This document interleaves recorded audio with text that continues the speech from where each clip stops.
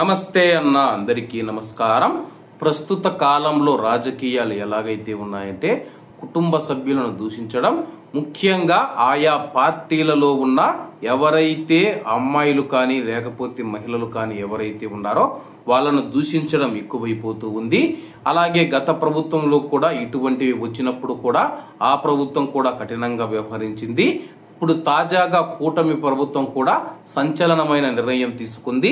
వివరాల్లోకి వెళితే ఇటీవల వైఎస్ జగన్ గారి యొక్క భార్య వైఎస్ భారతి పైన అనుచిత వ్యాఖ్యలు చేసిన ఐటీడీపీ కార్యకర్త చేబ్రోలు కిరణ్ ను టీడీపీ పార్టీ నుంచి సస్పెండ్ చేస్తూ ఉన్నట్టు టీడీపీ ప్రకటించింది.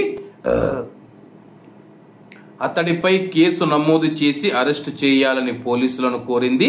దీంతో గుంటూరు పోలీసులు కిరణ్ పైన కేసు ఫైల్ చేశారు. మహిళలపైన ఇలాంటి వ్యాఖ్యలను ఉపేక్షించేది లేదని పార్టీ స్పష్టం చేసింది.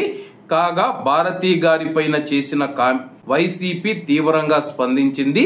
దీంతో కిరణ్ క్షమాపణలు కూడా చెప్పాడు. అలాగే అంతకు ముందే మనం చూసుకుంటే అతన్ని అరెస్టు చేయాలని చెప్పేసి వైసీపీ డిమాండ్ చేయడంతో తాజాగా టీడీపీ సంచలనమైన నిర్ణయం తీసుకుంది. కాబట్టి అందరూ బాగుండాలి, అందులో మనం ఉండాలి. అందరికీ నమస్తే అన్న, జై హింద్.